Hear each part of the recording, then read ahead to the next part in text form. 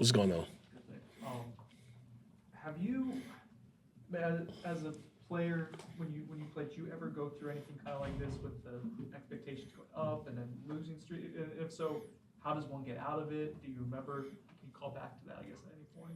Yeah, I can remember distinctly when I was with the Dolphins. I think we started the year like 8-1, wound up like 9-7. So started off hot, took a swoon, was able to make it to the playoffs. But you just got to keep fighting, man. That's the ebbs and flows of football. You know, you're not gonna win them all, but you got to keep fighting. You got to keep staying positive, and keep going to work every day. And I think these guys have done that, and we're looking to get back on the right track come Saturday.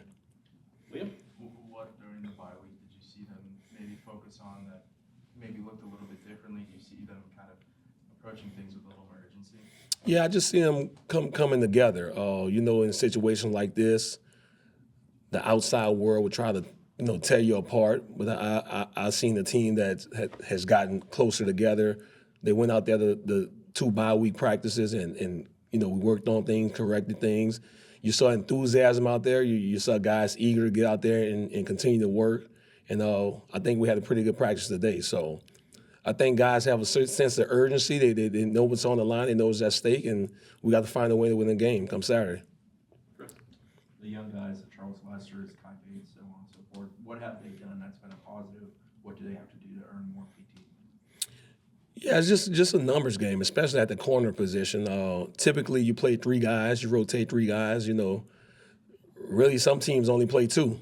So I think with those guys, it's continue to earn the trust in practice. Make sure they're studying film, make sure they're knowing their opponents, and just doing the right things off the field. And I have trust in those guys that they can get in and play productive ball, but it's just the snaps just isn't there with the other 3 guys and Jerry, Jabril coming back and Shamar. But those guys are in the mix. Like I said, if they were to go in the game, I think they can play some good football for us. How has Shamar done in expanded usage? I think he's done well. Obviously, he's still a young player. I told him I always remind him you're not a freshman anymore. So he has to continue to mature both on and off the field. He's a very talented kid. Just the little things that's going to take his game to the next level. He has all the physical tools. He has a pretty good football IQ. It's just cleaning up things outside of football that's going to allow him to go out there and play his best ball. What's the success look like when you guys are in man versus zone so far for you guys, you think, on the back end?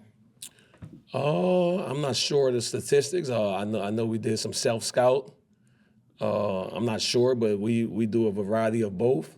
I think we could match up against anybody in the country, man-to-man, and we just got to clean up some things in zone, make sure we're knowing down and distances, matching routes, having good eyes on the quarterback. So it's a work in progress, and guys are embracing it, and, we're going to continue to do both. We just got to get better at it. From the outside, like a lot of fans are like, just play zone. Zone's easy. Just figure out your zone and stay in it.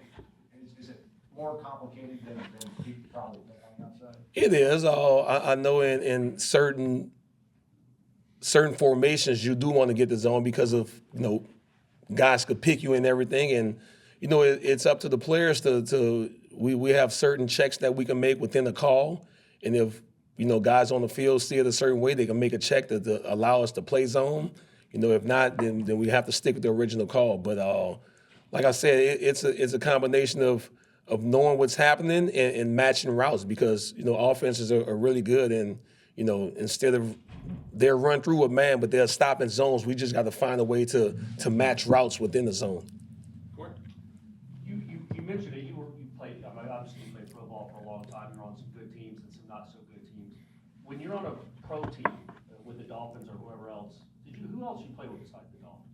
Kansas City Chiefs. So when you're playing, and maybe it's November, and you're not going to make the playoffs, what is the inner desire to get up, go to practice, work hard, and then how do you translate that kind of mentality to college players when maybe their team goals have been lost? It's just pride, a love for the game, a a love of wanting to take care of your family. And obviously, it's different with the pro game than college game because most of the guys in the pros have families, so they have to go out there and put it on the line each and every day for their family.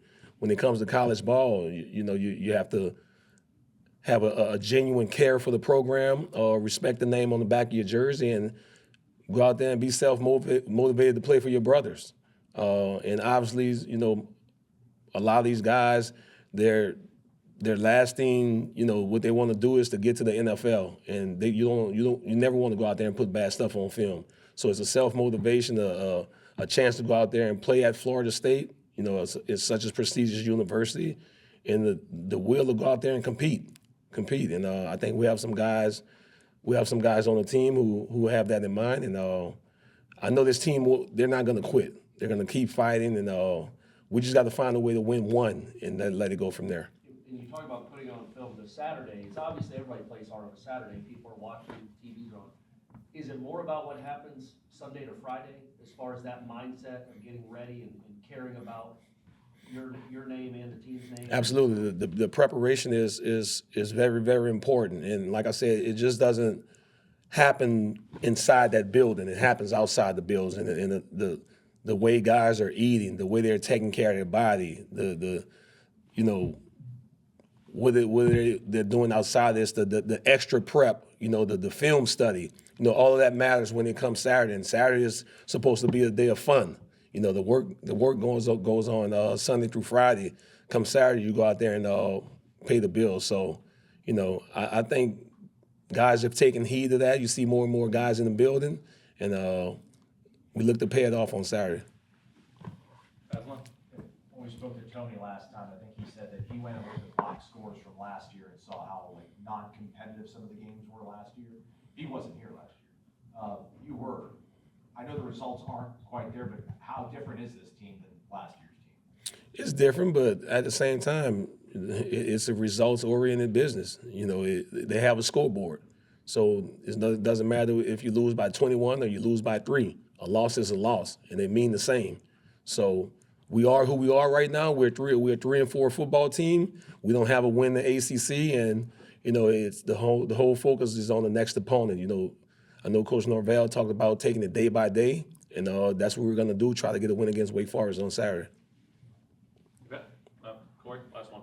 What is that building like over there, the new building? I mean, you were, again, you played pro football for a long time. How does that compare even to, the pro buildings you were in back then? It doesn't compare. It's one of none from what I've seen. And, college football, man, schools get buildings each and every year. So right now we have the best building, in college football. Next year, whoever's building their building will have the best. They kind of steal ideas from each other to make it. But it's a unique building, man, and something that, we're proud of, and something that the kids will take advantage of.